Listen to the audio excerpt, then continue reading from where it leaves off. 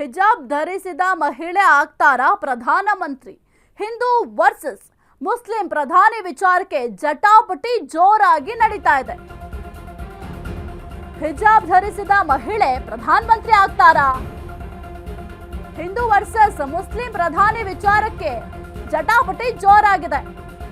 ಅಸಾದುದ್ದೀನ್ ಓವೈಸಿ, ಹೇಮಂತ್ ಬಿಸ್ವಾ ಶರ್ಮಾ, ಹಿಜಾಬ್ ಧರಿಸಿದ ಮಹಿಳೆ ದೇಶದ ಪ್ರಧಾನಿ ಆಗ್ತಾರಾ? ಎಐಎಂಐಎ ಮುಖ್ಯಸ್ಥ ಅಸಾದುದ್ದೀನ್ ಓವೈಸಿ ಅವರು ಈ ಒಂದು ಹೇಳಿಕೆ ಕೊಟ್ಟಿದ್ದಾರೆ. ಸಂವಿಧಾನದ ಬಲದಿಂದ ಒಂದಲ್ಲ ಪ್ರಧಾನಿ ಆಗ್ತಾರೆ. ಪ್ರತಿಯೊಬ್ಬ ಭಾರತೀಯರಿಗೂ ಸಮಾನ ಅವಕಾಶ ನೀಡಿದೆ.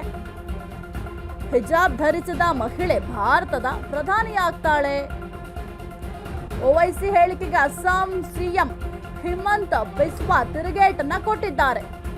ಯಾರು ಬೇಕಾದ್ರೂ ಪ್ರಧಾನಿ ಆಗುವ ಅವಕಾಶ ಇದೆ, ಆದ್ರೆ ಭಾರತ ಹಿಂದೂ ರಾಷ್ಟ್ರ, ಹಿಂದೂ ನಾಗರಿಕತೆ ಇದೆ. ಹೀಗಾಗಿ ಯಾವಾಗ್ಲೂ ಹಿಂದೂಗಳೇ ಪ್ರಧಾನಮಂತ್ರಿ, ಹಿಂದೂಗಳೇ ಪ್ರಧಾನಿ ಆಗ್ತಾರೆ ಅಂತ ನಂಬುತ್ತೇನೆ. ಸದ್ಯಕ್ಕೆ ಹಿಜಾಬ್ ಧರಿಸಿದ ಮಹಿಳೆ ಪ್ರಧಾನಮಂತ್ರಿ ಆಗ್ತಾರೆ ಎಂಬ ಪ್ರಶ್ನೆ ಸದ್ಯಕ್ಕೆ ಮೂಡ್ತಾ ಇದೆ. ಹಿಂದೂ ವರ್ಸಸ್ ಮುಸ್ಲಿಂ ಪ್ರಧಾನಿ ವಿಚಾರಕ್ಕೆ ಬಹಳ ಚಟಾಪಟಿ ಆಗ್ತಾ ಇದೆ. ಇನ್ನು ಯಾರು ಬೇಕಾದ್ರೂ ಪ್ರಧಾನಿ ಆಗುವ ಅವಕಾಶ ಇದೆ ಅಂತ ಕೂಡ ಸದ್ಯಕ್ಕೆ ಹೇಮಂತ್ ಬಿಸ್ವಾ ಅವರು ತಿರುಗೇಟನ್ನ ಕೊಟ್ಟಿದ್ದಾರೆ. ಹಿಂದೂ ವರ್ಸಸ್ ಮುಸ್ಲಿಂ ಪ್ರಧಾನಿ ವಿಚಾರಕ್ಕೆ ಜಟಾಪಟಿ ನಡೀತಾ ಇದೆ. ಈ ಒಂದು ವಿಚಾರವನ್ನ ಮುನ್ನೆಲೆಗೆ ತಂದಿರುವಂತದ್ದು ಓವೈಸಿ ಅವರು. ಅಸಾದುದ್ದೀನ್ ಓವೈಸಿ ಹಿಜಾಬ್ ಧರಿಸಿದ ಮಹಿಳೆ ದೇಶದ ಪ್ರಧಾನಿ ಆಗ್ತಾಳೆ ಎಂಬ ಹೇಳಿಕೆಯನ್ನ ಕೊಟ್ಟಿದ್ರು. ಬಹಳ ಚರ್ಚೆಗೂ ಕೂಡ ಈ ಒಂದು ಹೇಳಿಕೆ ಗ್ರಾಸವಾಗಿತ್ತು. ಎಐಎಂಐಎ ಮುಖ್ಯಸ್ಥರಾಗಿರುವಂತಹ ಓವೈಸಿ ಅಸಾದುದ್ದೀನ್ ಅವರೇನಿದ್ದಾರೆ ಈ ಒಂದು ಹೇಳಿಕೆಯನ್ನ ಕೊಟ್ಟಿದ್ದಾರೆ. ಈ ರೀತಿಯ ಹೇಳಿಕೆನ ಯಾವ ಕಾರಣಕ್ಕೆ ಕೊಟ್ರಿ ಅಂತ ಸಾಕಷ್ಟು ಜನರು ಪ್ರಶ್ನೆಯನ್ನು ಕೂಡ ಮಾಡ್ತಾ ಇದ್ದಾರೆ. ಪ್ರತಿಯೊಬ್ಬ ಭಾರತೀಯರಿಗೂ ಕೂಡ ಅವಕಾಶ ಇದೆ. ಹಿಜಾಬ್ ಧರಿಸಿದ ಮಹಿಳೆ ಭಾರತದ ಪ್ರಧಾನಿ ಆಗೇ ಆಗ್ತಾರೆ ಅಂತ ಹೇಳಿಕೆಯನ್ನ ಕೊಟ್ಟಿದ್ದಾರೆ.